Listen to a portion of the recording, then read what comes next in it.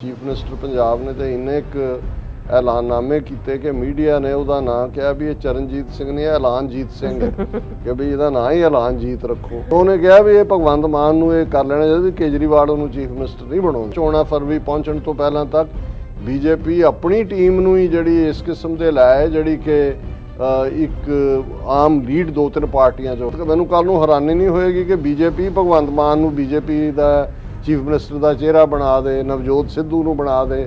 ਉਹ ਵੀ political ਲਿੰਗੋ turns colourful ਇਨ ਪੰਜਾਬ। ਚੰਨੀ ਕਾਲਸ Aam Aadmi party ਕਾਲੇ ਅੰਗਰੇਜ਼, ਇੰਟੈਂਸ਼ਨ ਫੇਅਰ ਸੇਜ਼ ਕੇਜਰੀਵਾਲ।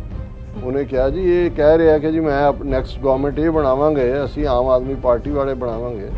ਉਹਨੇ ਕਿਹਾ ਕਿ ਵੀ ਕੀ ਪੰਜਾਬ 'ਚ ਕੋਈ ਪੰਜਾਬੀ ਨਹੀਂ ਰਹੇ, ਕੋਈ ਯੂਥ ਨਹੀਂ ਰਿਹਾ। Channi Sahib has been abusing me ever since I said each woman in Punjab will be given rupees 1000 per month.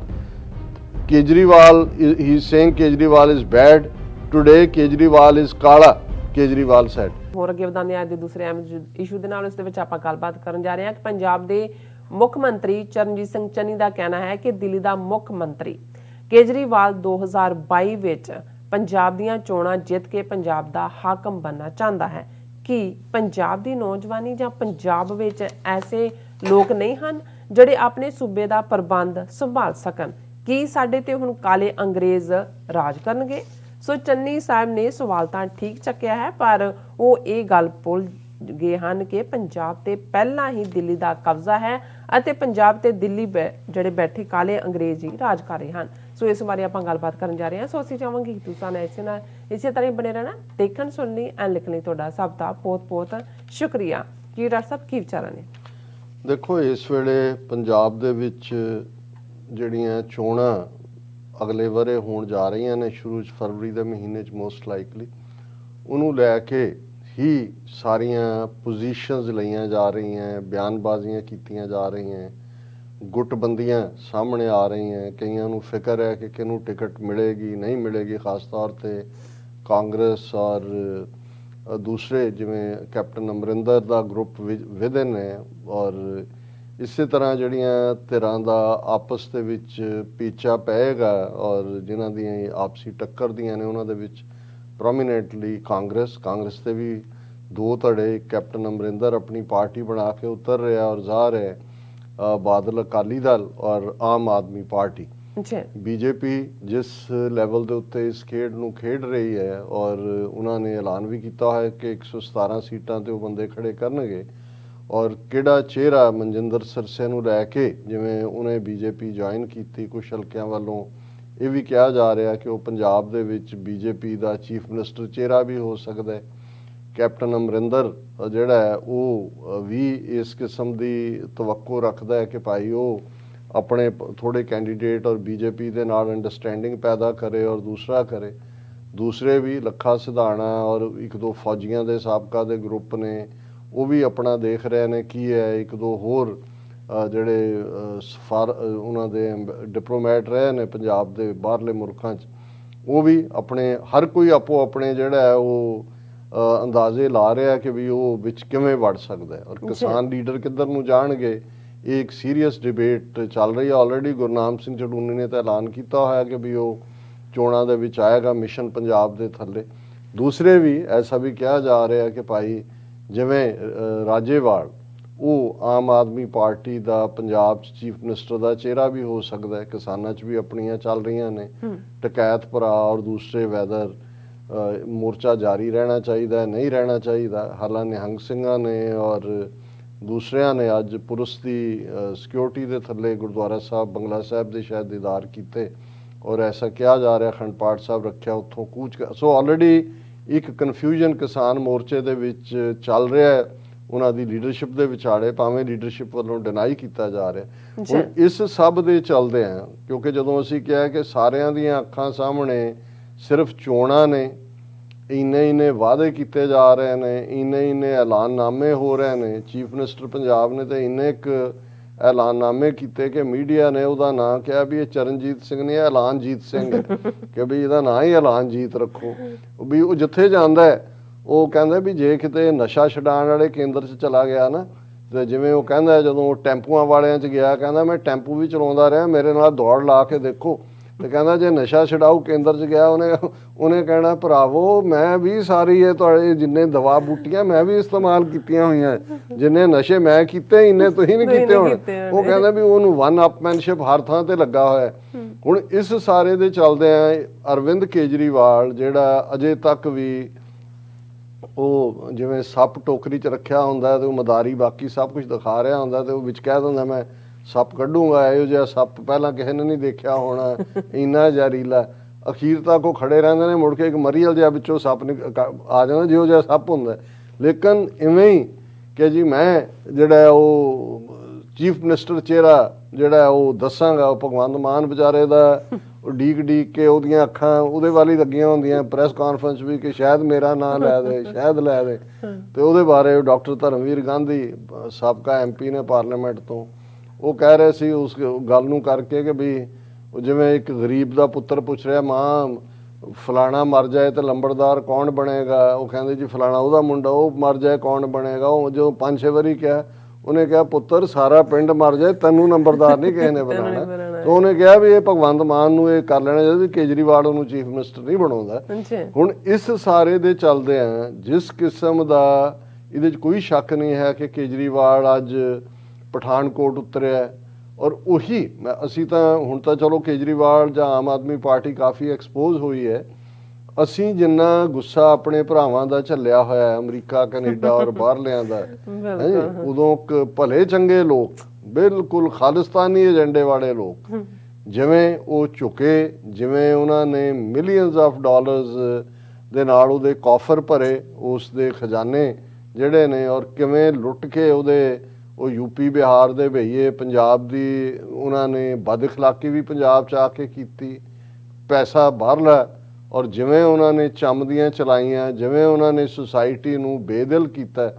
ਲੇਕਿਨ ਇਹਦੇ ਬਾਵਜੂਦ ਬਹੁਤ ਵਾਰ ਇਹ ਹੁੰਦਾ ਹੈ ਕਿ ਵੀ ਆਮ ਅਕਸਰ ਅਸੀਂ ਐਕਸਪ੍ਰੈਸ਼ਨ ਇਸਤੇਮਾਲ ਕਰਦੇ ਹਾਂ ਕਿ once you fool me shame on you, twice you fool me shame on me, ਕਿ ਭਾਈ ਇੱਕ ਵਾਰ ਤਾਂ ਚਲੋ ਹੋ ਗਿਆ ਤੁਸੀਂ ਵਿਸ਼ਵਾਸ ਕੀਤਾ, ਲੇਕਿਨ ਇਸ ਵੇਲੇ ਵੀ ਇਹਨਾਂ ਦੇ ਕੌਣ ਓਪੀਨੀਅਨ ਪੋਲ ਬਣਾਉਂਦਾ ਹੈ, ਕੌਣ ਕਿੱਧਰ ਕੱਢਦਾ ਹੈ, ਉਹ ਇਵੇਂ ਹੀ ਪ੍ਰੋਜੈਕਟ ਕਰ ਰਹੇ ਨੇ ਕਿ ਜਿਵੇਂ ਆਮ ਆਦਮੀ ਪਾਰਟੀ ਜਿਹੜੀ ਹੈ ਇਸ ਵੇਲੇ ਉਹ ਲੀਡ ਦੇ ਵਿੱਚ ਹੈ। ਔਰ ਇਹਦੇ 'ਚ ਕੋਈ ਸ਼ੱਕ ਨਹੀਂ ਕਿ ਕਾਂਗਰਸ ਦਾ ਡਿਵਾਈਡਡ ਹਾਊਸ ਹੈ, ਅਕਾਲੀਆਂ ਨੂੰ ਚਾਰੋਂ ਪਾਸਿਓਂ ਲਾਹਨਤਾਂ ਪੈ ਰਹੀਆਂ ਨੇ। ਜੋ ਮਨਜਿੰਦਰ ਸਿਰਸੇ ਦੇ ਜਾਣ ਤੋਂ ਬਾਅਦ ਹੋਰ ਵੀ ਸੈਟਬੈਕ ਲੱਗਿਆ, ਆਉਣ ਵਾਲੇ ਦਿਨਾਂ 'ਚ ਹੋਰ ਵੀ ਅਕਾਲੀ ਚਿਹਰੇ ਬੀਜੇਪੀ 'ਚ ਜਾਣਗੇ, ਕਾਂਗਰਸੀ ਚਿਹਰੇ ਵੀ, ਔਰ ਹੋ ਸਕਦਾ ਚੋਣਾਂ ਫਰਵਰੀ ਪਹੁੰਚਣ ਤੋਂ ਪਹਿਲਾਂ ਤੱਕ ਬੀਜੇਪੀ ਆਪਣੀ ਟੀਮ ਨੂੰ ਹੀ ਜਿਹੜੀ ਇਸ ਕਿਸਮ ਦੇ ਲਾਏ ਜਿਹੜੀ ਕਿ ਇੱਕ ਆਮ ਲੀਡ 2-3 ਪਾਰਟੀਆਂ 'ਚੋਂ, ਹਾਲਾਂ ਪੰਜਾਬ ਅਸੈਂਬਲੀ 'ਚ 117 ਚੋਂ ਬੀਜੇਪੀ ਆਪਣੇ ਬਲਬੂਤੇ ਉਹਨਾਂ ਦੀਆਂ 2 ਸੀਟਾਂ ਨੇ ਹੁਣ ਵੀ ਪੰਜਾਬ ਅਸੈਂਬਲੀ 'ਚ 117 ਚੋਂ, ਇਸ ਤੋਂ ਜ਼ਿਆਦਾ ਉਹ ਲੈ ਵੀ ਨਹੀਂ ਸਕਦੇ। ਹੁਣ ਇਸ ਸਭ ਦੇ ਚੱਲਦੇ ਆ ਕਿਤੇ ਨਾ ਕਿਤੇ ਇਹਦੇ 'ਚ ਕੋਈ ਸ਼ੱਕ ਨਹੀਂ ਹੈ ਕਿ ਚਰਨਜੀਤ ਚੰਨੀ ਭਾਵੇਂ ਐਲਾਨਜੀਤ ਸਿੰਘ ਉਸ ਨੂੰ ਲਕਬ ਮਿਲ ਗਿਆ ਜਾ ਵੀ ਸਾਰੇ, ਪਰ ਉਹ ਬੈਠਾ ਨਹੀਂ ਹੈ ਟਿਕ ਕੇ। ਐਲਾਨ ਵੀ ਜਦੋਂ ਕਰਦਾ, ਐਲਾਨ ਕਰਨ ਲਈ ਤੁਹਾਨੂੰ ਜਾਣਾ ਤਾਂ ਪੈਂਦਾ ਨਾ ਕਿਤੇ, ਉਹ ਜਾ ਰਿਹਾ। ਔਰ ਇਸ ਗੱਲ ਨੂੰ ਦੇਖਦੇ ਆ ਜਿਹੜਾ ਕਿਉਂਕਿ ਕੇਜਰੀਵਾਲ ਵੀ ਪੰਜਾਬ ਦੇ ਉੱਤੇ ਉਹਦਾ ਫੋਕਸ ਹੈ, ਤਾਂ ਇਸ ਸਭ ਦੇ ਚੱਲਦੇ ਆ ਹੁਣ ਕਈ ਵਾਰ ਇਹਨੂੰ ਚਰਨਜੀਤ ਚੰਨੀ ਨੂੰ ਇਹ ਭੁੱਲ ਹੀ ਜਾਂਦਾ ਹੈ ਕਿ ਵੀ ਟੱਕਰ ਕੱਲੀ ਇੱਕ ਨਾਲ ਧਿਰ ਨਾਲ ਨਹੀਂ। ਜਦੋਂ ਤੁਸੀਂ ਕਿਸੇ ਦਾ ਬਾਰ-ਬਾਰ ਜ਼ਿਕਰ ਕਰਦੇ ਹੋ ਤੁਸੀਂ ਉਹਨੂੰ ਹੀ ਲੋੜ ਤੋਂ ਜ਼ਿਆਦਾ ਇੰਪੋਰਟੈਂਸ ਦੇ ਰਹੇ ਹੋ, ਤੁਸੀਂ ਉਹਨੂੰ ਖੁਦ ਅਹਿਮੀਅਤ ਦੇ ਰਹੇ ਹੋ। ਔਰ ਲੇਕਿਨ ਜਿਹੜਾ ਉਹਨੇ ਇੱਕ ਜੁਮਲਾ ਇਸਤੇਮਾਲ ਕੀਤਾ ਕੇਜਰੀਵਾਲ ਦੇ ਉਸ ਸਾਰੇ ਨੂੰ ਲੈ ਕੇ, ਹੁਣ ਇਹਦੇ 'ਚ ਕੋਈ ਸ਼ੱਕ ਨਹੀਂ ਕਿ ਕੇਜਰੀਵਾਲ ਸਿਟਿੰਗ ਚੀਫ ਮਿਨਿਸਟਰ ਹੈ ਦਿੱਲੀ ਦਾ, ਔਰ ਦਿੱਲੀ 'ਚ ਨਾ ਉਹਨੇ ਰਿਜ਼ਾਈਨ ਕੀਤਾ, ਨਾ ਉਹਨੇ ਕੋਈ ਆਪਣੀ, ਹਾਲਾਂ ਉਹਦੀ ਚਾਹਨਾ ਪੰਜਾਬ ਦਾ ਚੀਫ ਮਿਨਿਸਟਰ ਬਣਨ ਦੀ ਹੈ। ਮੌਕੇ 'ਤੇ ਭਾਵੇਂ ਉਹ ਕਿਸੇ ਨੂੰ ਕੀ ਕਰੇਗਾ ਕੀ ਨਹੀਂ, ਪਰ ਚਾਂਸ ਤਾਂ ਹੈ ਨਹੀਂ, ਕਿਉਂਕਿ ਪਹਿਲਾਂ ਵੀ ਜਦੋਂ ਇੰਨਾ ਜ਼ੋਰ ਸੀ ਉਦੋਂ ਵੀ ਇਹਨਾਂ ਦਾ ਕੁਛ ਨਹੀਂ ਬਣਿਆ। ਔਰ ਥੋੜ੍ਹਾ ਬਹੁਤ ਜਿਹੜਾ ਬੇਸ ਸੀ ਉਹ ਮਾਲਵੇ 'ਚ ਸੀ, ਦੁਆਬਾ ਮਾਝੇ 'ਚ ਤਾਂ ਉਹਨਾਂ ਦਾ ਵੈਸੇ ਆਧਾਰ ਨਹੀਂ ਬਣਿਆ। ਅਤੇ ਮਾਲਵੇ 'ਚ ਜਿਹੜਾ ਆਧਾਰ ਹੈ ਭਾਵੇਂ ਭਗਵੰਤ ਮਾਨ 'ਚ 36 ਕਮਜ਼ੋਰੀਆਂ ਹੋਣਗੀਆਂ, ਪਰ ਇਹਦੇ 'ਚ ਕੋਈ ਸ਼ੱਕ ਨਹੀਂ ਹੈ ਕਿ ਉਹਨੇ ਟਾਇਰਲੈਸਲੀ ਮਿਹਨਤ ਕਰਕੇ ਆਪਣੀ ਕੰਸਟੀਚੁਐਂਸੀ ਬਣਾਈ ਹੈ। ਤੇ ਜੇ ਭਗਵੰਤ ਮਾਨ ਚੀਫ ਮਿਨਿਸਟਰੀ ਦਾ ਅਹੁਦੇਦਾਰ ਨਹੀਂ ਹੁੰਦਾ ਤੇ ਉਹ ਵੀ ਬਗਾਵਤ, ਮੈਨੂੰ ਕੱਲ੍ਹ ਨੂੰ ਹੈਰਾਨੀ ਨਹੀਂ ਹੋਏਗੀ ਕਿ ਬੀਜੇਪੀ ਭਗਵੰਤ ਮਾਨ ਨੂੰ ਬੀਜੇਪੀ ਦਾ ਚੀਫ ਮਿਨਿਸਟਰ ਦਾ ਚਿਹਰਾ ਬਣਾ ਦੇ, ਨਵਜੋਤ ਸਿੱਧੂ ਨੂੰ ਬਣਾ ਦੇ, ਉਹ ਵੀ ਸੋ ਹਾਲਾਤ ਇਹ ਬਣੇ ਹੋਏ ਨੇ ਕਿ ਸੱਜੇ ਹੱਥ ਨੂੰ ਖੱਬੇ ਦਾ ਇਤਬਾਰ ਨਹੀਂ ਰਿਹਾ ਕਿ ਕਿੱਧਰ ਨੂੰ ਇਹ ਹਾਲਾਤ ਜਾਣਗੇ। ਲੇਕਿਨ ਜਿਹੜਾ ਜਿਸ ਤੋਂ ਮੈਨੂੰ ਇਹ ਲੱਗਾ ਵੀ ਸਾਡਾ ਕਹਿਣਾ ਬਣਦਾ ਹੈ ਕਿ ਵੀ ਹੁਣ ਚਰਨਜੀਤ ਚੰਨੀ ਨੇ ਕੇਜਰੀਵਾਲ ਦੇ ਬਾਰੇ ਇਹ ਕਮੈਂਟ ਕੀਤਾ ਕਿ ਵੀ ਇਹ ਜਿਹੜਾ ਹੈ ਔਰ ਹੈਡਲਾਈਨ ਇਹ ਲੱਗੀ ਹੈ ਕਿ ਵੀ ਪੋਲੀਟੀਕਲ ਲਿੰਗੋ ਟਰਨਸ ਕਲਰਫੁਲ ਇਨ ਪੰਜਾਬ, ਚੰਨੀ ਕਾਲਸ ਆਮ ਆਦਮੀ ਪਾਰਟੀ ਕਾਲੇ ਅੰਗਰੇਜ਼, ਇੰਟੈਂਸ਼ਨ ਫੇਅਰ ਸੇਜ਼ ਕੇਜਰੀਵਾਲ। ਹੁਣ ਉਹਨੇ ਅਕਸਰ ਜਦੋਂ ਅਸੀਂ ਹਕੂਮਤੀ ਸਿਸਟਮ ਦਿੱਲੀ ਦਾ, ਉਹਨਾਂ ਦੀ ਬਿਊਰੋਕਰੇਸੀ, ਰੂਲਰਸ, ਉਹਨਾਂ ਦੀ ਜਿਹੜਾ ਉਹ ਧੱਕੇ ਵਾਲਾ ਰਾਜ ਦੀ ਗੱਲ ਕਰਦੇ ਹਾਂ ਤੇ ਅਕਸਰ ਇਹ ਕਿਹਾ ਜਾਂਦਾ ਜੀ ਗੋਰੇ ਅੰਗਰੇਜ਼ ਚਲੇ ਗਏ, ਕਾਲੇ ਅੰਗਰੇਜ਼ ਆ ਗਏ। ਸੋ ਟਰਮ ਤਾਂ ਉਹਨੇ ਇਹੀ ਯੂਜ਼ ਕੀਤੀ ਔਰ ਇਹ ਕਹਿ ਕੇ ਕਿ ਵੀ ਇਹ ਦਿੱਲੀ 'ਚ ਬੈਠੇ ਲੋਕ ਜਿਹੜੇ ਨੇ ਇਹ ਪੰਜਾਬ 'ਚ ਆ ਕੇ ਰਾਜ ਕਰਨਗੇ। ਔਰ ਉਹਨੇ ਇਹ ਕਿਹਾ ਨਾਓ Arvind Kejriwal they say this time Kejriwal says they will form the next government. Do no people live in Punjab? Are there no youths in Punjab? Are there no Punjabis in Punjab? Will Kale Angrez come here and rule? ਉਹਨੇ ਕਿਹਾ ਜੀ ਇਹ ਕਹਿ ਰਿਹਾ ਕਿ ਜੀ ਮੈਂ next government ਇਹ ਬਣਾਵਾਂਗੇ, ਅਸੀਂ ਆਮ ਆਦਮੀ ਪਾਰਟੀ ਵਾਲੇ ਬਣਾਵਾਂਗੇ।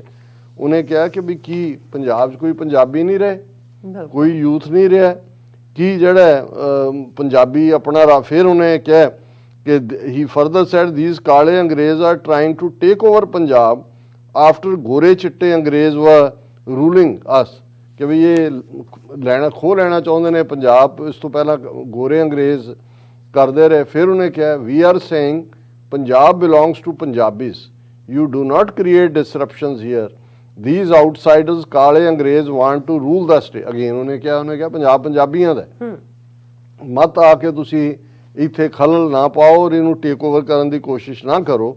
ਔਰ ਨਾਲ ਦੀ ਨਾਲ ਹੁਣ ਇਹਦੇ ਤੇ ਕੇਜਰੀਵਾਲ ਨੇ ਆਪਣਾ ਕੀਤਾ, Channi Sahib has been abusing me ever since I said each woman in Punjab will be given ₹1000 per month. Kejriwal he is saying Kejriwal is bad, today Kejriwal is ਕਾਲਾ, ਕੇਜਰੀਵਾਲ ਸੈਡ। ਹੁਣ ਮਤਲਬ ਤੁਸੀਂ ਦੇਖੋ ਵੀ ਕਿਵੇਂ ਇੱਕ ਗੱਲ ਨੂੰ ਸਪਿਨ ਕਿਵੇਂ ਦਿੱਤੀ ਜਾਂਦੀ ਹੈ। ਉਹਨੇ ਕਿਉਂਕਿ ਚੰਨੀ ਆਪ ਕਿਹੜਾ ਗੋਰਾ ਹੈ, ਲੇਕਿਨ ਮਤਲਬ ਗੋਰੇ ਕਾਲੇ ਦੀ ਗੱਲ ਨਹੀਂ ਸੀ, ਜਿਹੜੀ ਗੱਲ ਉਹਨੇ ਕਹੀ ਉਹ ਤਾਂ ਸੀ ਕਿ ਭਾਈ ਇਹ ਜਿਹੜਾ ਪੰਜਾਬ ਤੋਂ ਇਹ ਹੱਕ ਵੀ ਖੋਇਆ ਜਾ ਰਿਹਾ ਹੈ ਕਿ ਪੰਜਾਬ ਦੇ ਨਿਵਾਸੀ ਪ੍ਰਬੰਧ ਕਰ ਸਕਣ ਪੰਜਾਬ ਦਾ। ਔਰ ਜਿਵੇਂ ਗੋਰੇ ਹੁਣ ਗੋਰੇ ਯੂਕੇ ਨਾਲ ਉਹਨਾਂ ਦਾ ਸੰਬੰਧ ਸੀ, ਉੱਥੇ ਬੈਠੇ ਜਿਹੜੇ ਨੇ ਉੱਥੇ ਆ ਕੇ ਰੂਲ ਕਰਦੇ ਸੀ, ਉੱਥੋਂ ਕੰਟਰੋਲ ਕਰਦੇ ਸੀ। ਉਹਨੇ ਕਿਹਾ ਵੀ ਅੱਜ ਹਾਲਾਤ ਇਹ ਹੋ ਗਏ ਨੇ ਕਿ ਪੰਜਾਬ ਦੇ ਵਿੱਚ ਸਾਡੇ ਪੋਲੀਟੀਸ਼ੀਅਨ ਜਾਂ ਯੰਗਸਟਰ ਜਾਂ ਪੰਜਾਬੀ ਆਪਣਾ ਪ੍ਰਬੰਧ ਕਰਨ ਦੇ ਕਾਬਿਲ ਨਹੀਂ ਨੇ ਕਿ ਵੀ ਕਾਲੇ ਅੰਗਰੇਜ਼ ਸਾਨੂੰ ਇਹਦਾ ਕੋਈ ਰੰਗ ਨਾਲ ਤਾਲੁਕ ਨਹੀਂ ਸੀ, ਕਿਉਂਕਿ ਜਿਹੜਾ ਵਾਈਟ ਮੈਨ ਜਾਂ ਬ੍ਰਿਟਿਸ਼ ਰੂਲ ਨੂੰ ਗੋਰਿਆਂ ਦਾ ਰਾਜ ਕਹਿੰਦੇ ਸੀ, ਕਿਉਂਕਿ ਯੂਰਪੀਅਨ ਗੋਰੇ ਨੇ, ਉਹ ਭਾਵੇਂ ਫਰੈਂਚ ਹੋਣ ਕੋਈ ਹੋਣ, ਸਾਡੇ ਲਈ ਸਾਰੇ ਗੋਰੇ ਨੇ।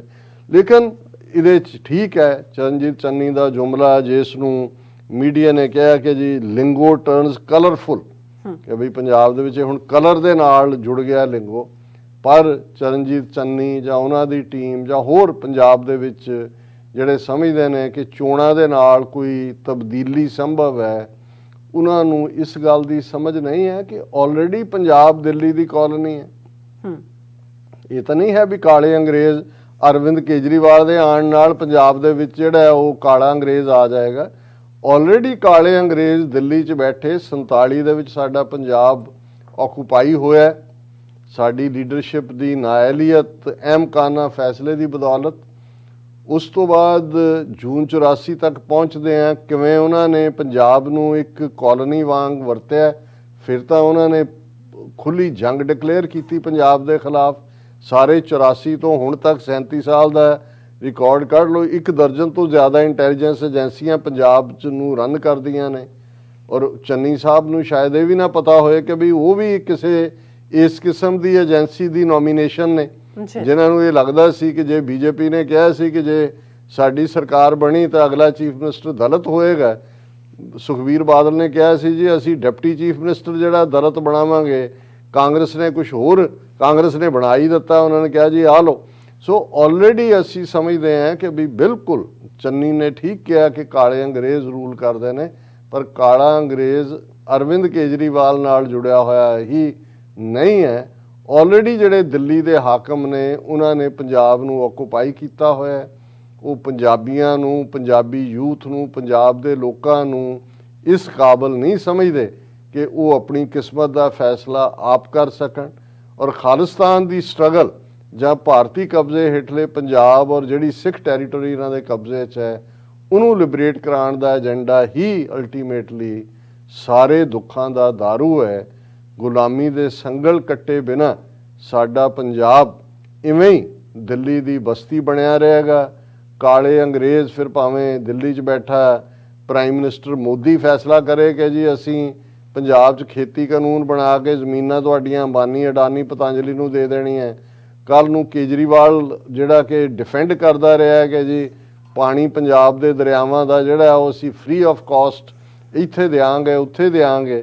ਹਾਲਾਂਕਿ ਉਹੀ ਕੇਜਰੀਵਾਲ ਦਿੱਲੀ ਦਾ ਹਿਮਾਚਲ ਸਰਕਾਰ ਨਾਲ ਸਮਝੌਤਾ ਕਰਦਾ ਹੈ ਕਿ ਹਿਮਾਚਲ ਨੂੰ ਜਿਹੜਾ ਹੈ ਉਹ ਪਾਣੀ ਦੀ ਕੀਮਤ ਦਿੱਤੀ ਜਾਏਗੀ। ਸੋ ਇਸ ਸਭ ਦੇ ਚਲਦਿਆਂ ਮੈਂ ਸਮਝਦਾ ਵੀ ਇਹ ਇੱਕ ਜੁਮਲੇਬਾਜ਼ੀ ਤੋਂ ਵੱਧ ਕੇ ਕੁਝ ਨਹੀਂ ਹੈ। ਪਤਾ ਹਰ ਇੱਕ ਨੂੰ ਹੈ ਕਿ ਪੰਜਾਬ ਇੱਕ ਆਕੂਪਾਈਡ ਟੈਰੀਟਰੀ ਹੈ ਤੇ ਬ੍ਰਾਹਮਣਵਾਦੀ ਹਿੰਦੂਤਵੀ ਕਾਲੇ ਅੰਗਰੇਜ਼ ਦਿੱਲੀ ਤੋਂ ਬੈਠ ਕੇ, ਦਿੱਲੀ 'ਚ ਬੈਠ ਕੇ ਪੰਜਾਬ ਨੂੰ ਰੂਲ ਕਰ ਰਹੇ। ਜੀ ਰਾਜ ਸਾਹਿਬ ਤੁਹਾਡਾ ਬਹੁਤ ਬਹੁਤ ਧੰਨਵਾਦ। ਸਾਥ ਰਹੇ ਨੇ ਬ੍ਰੇਕ ਵਿਊਅਰਸ, ਤੁਸੀਂ ਇਸੇ ਤਰ੍ਹਾਂ ਬਣੇ ਰਹਿਣਾ। ਮਿਲਦੇ ਹਾਂ ਛੋਟੇ ਜਿਹੇ ਬ੍ਰੇਕ ਤੋਂ ਬਾਅਦ।